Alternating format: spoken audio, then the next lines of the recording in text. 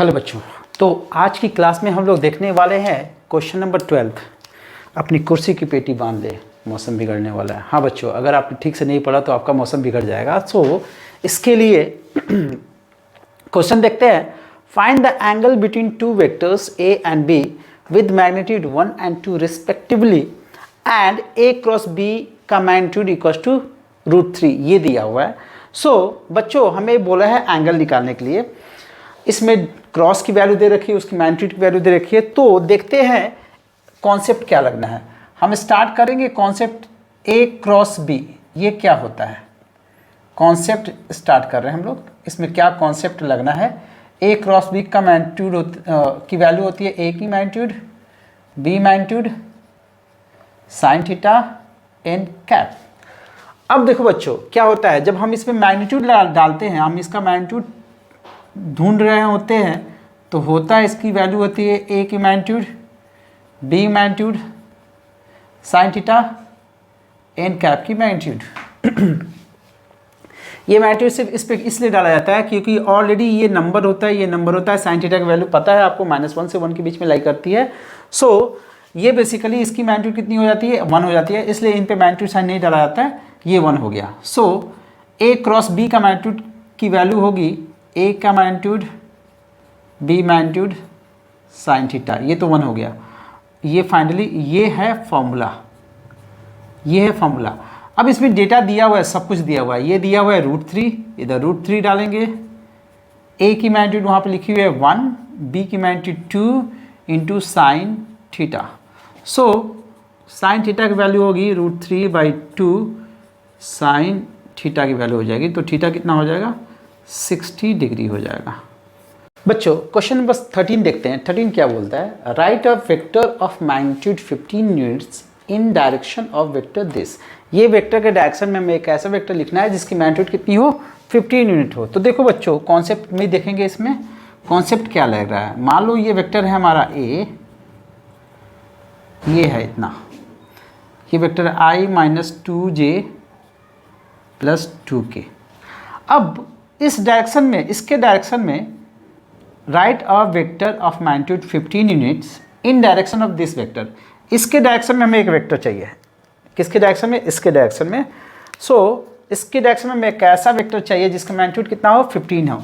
तो ये 1 हो गया, 1 यूनिट, 2, 3, 4, 5, 6, 7, 8, 9, 10, 11, 12, 13, 14, 15। इतनी लेंथ होनी चाहिए। ठीक है बच्चों, तो हम करेंगे क्या, पहले हम इतना वेक्टर निकालेंगे, यूनिट वेक्टर। यूनिट वेक्टर को 15 से मल्टीप्लाई कर देंगे, ये वेक्टर मिल जाएगा। ठीक है बच्चों।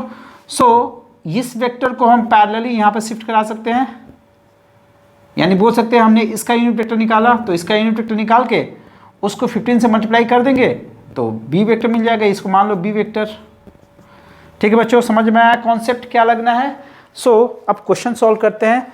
क्वेश्चन में क्या करना है, हमें निकालना है ए कैप, यूनिट वेक्टर निकालना है। ए कैप, ए कैप क्या होगा, I - 2j 2k upon √ I component का square, j component square, k component square. तो ये हो गया I - 2j + 2k अपॉन 2 × 4, 4, 8, 9, ये 9 हो गया, जो कि हो गया फाइनली हो गया ये 3। अब हमें लिखना है बी वेक्टर। बी वेक्टर क्या होगा, देखो बी वेक्टर जो होगा, हमारा जो आंसर होगा वो होगा 15 times of this vector A cap. So ये हो गया 15 I - 2j + 2k अपॉन 3। 3 से ये कैंसिल होगा, 5 हो गया। ये हो गया 5I - 10j + 10k। ये हो गया हमारा आंसर। ठीक है बच्चों, समझ में आया।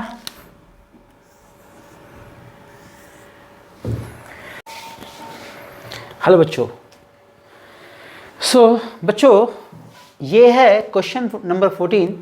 What is cosine of angles which the vector this makes with Y axis, Y axis के साथ जो एंगल बना रहा है उसका कॉस ऑफ दैट एंगल हमें निकालना है। सो बच्चों इसको हम दो तरीके से कर सकते हैं।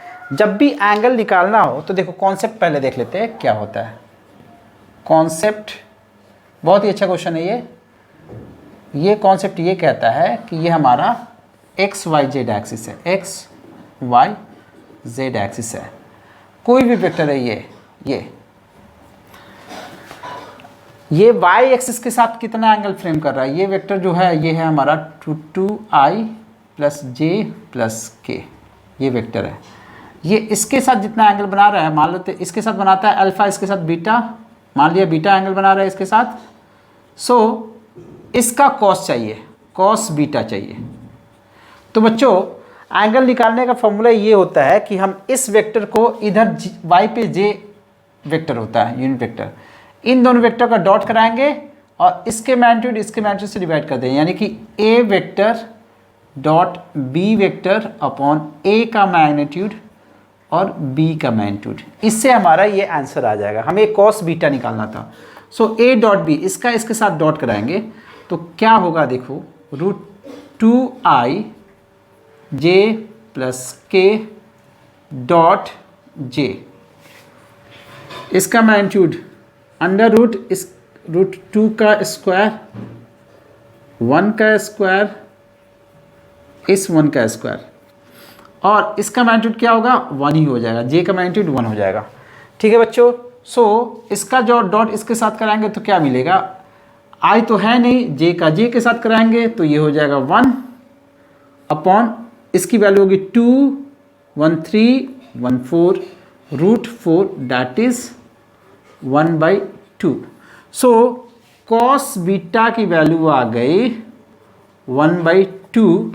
बीटा कितना होगा, बीटा की वैल्यू हो जाएगी 60 डिग्री, 60 डिग्री पे ये होता है। ठीक है बच्चों।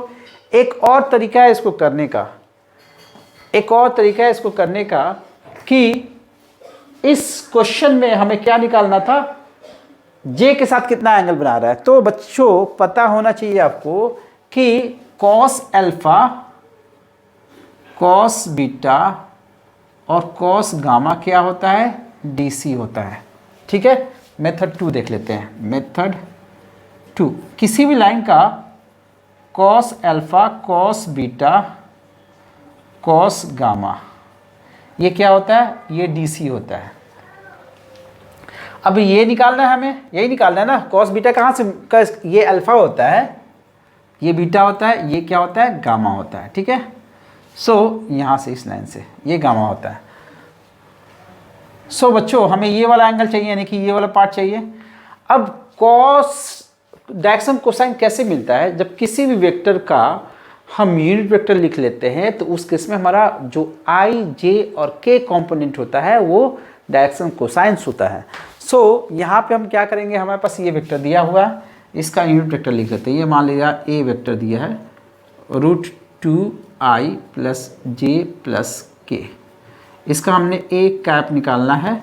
तो √2i plus j plus k को हम इसके मैग्नीट्यूड से डिवाइड करेंगे। √2 का स्क्वायर 1 का स्क्वायर प्लस 1 का स्क्वायर। सो ये हो गया √2i plus j plus k upon √2 3 4। सो ये फाइनली हो गया a कैप क्या हो गया, √2i j plus k upon 2। Individual divide करते हैं, √2i/2 j/2 k/2। सो हमें ये वाला पार्ट चाहिए, ये होता है कॉस बीटा। तो कॉस बीटा कितना मिल गया हमारे पास, 1/2।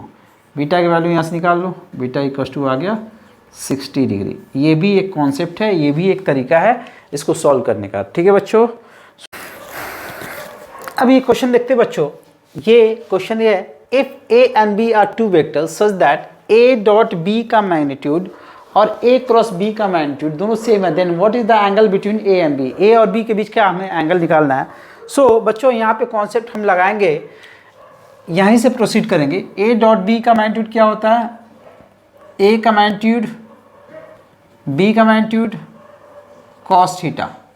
इसमें मैग्नीट्यूड लगाओगे कोई फर्क नहीं पड़ने वाला, लेकिन यहाँ पे फर्क पड़ेगा। ये होता है ए का मैग्नीट्यूड, ये फॉर्मूला है, बी का मैग्नीट्यूड साइन थीटा, क्रॉस में आता है एन कैप, लेकिन एन कैप का मैग्नीट्यूड क्या होता है, यहाँ पे हम लिखेंगे एन कैप का मैग्नीट्यूड। ठीक है, इसका फॉर्मूला ये होता है। ठीक है बच्चों, अब देखो यहाँ से ये और ये दोनों कट गए। ठीक है, एन कैप की वैल्यू तो 1 होती है, so cos theta equals to हो गया साइन थीटा। यहाँ से जब इसको उठा के इधर लाएंगे तो ये कितना हो जाएगा, यहाँ पे बचेगा 1, ये sine theta by cos theta. It implies tan theta equals to 1। तो थीटा की वैल्यू क्या होगी यहाँ से, π/4। हम ऐसे भी निकाल सकते हैं या यहाँ से बोल सकते हैं कॉस थीटा और साइन थीटा इक्वल है, किस वैल्यू पे दोनों की वैल्यू सेम होती है, यानी थीटा के किस वैल्यू पे साइन थीटा और कॉस थीटा इक्वल होता है। तो याद करना बच्चों, आपने टेबल याद किया होगा, 45 पे दोनों की वैल्यू इक्वल होती है, तो आंसर क्या होगा, थीटा इक्वल टू 45 डिग्री। ठीक है बच्चों।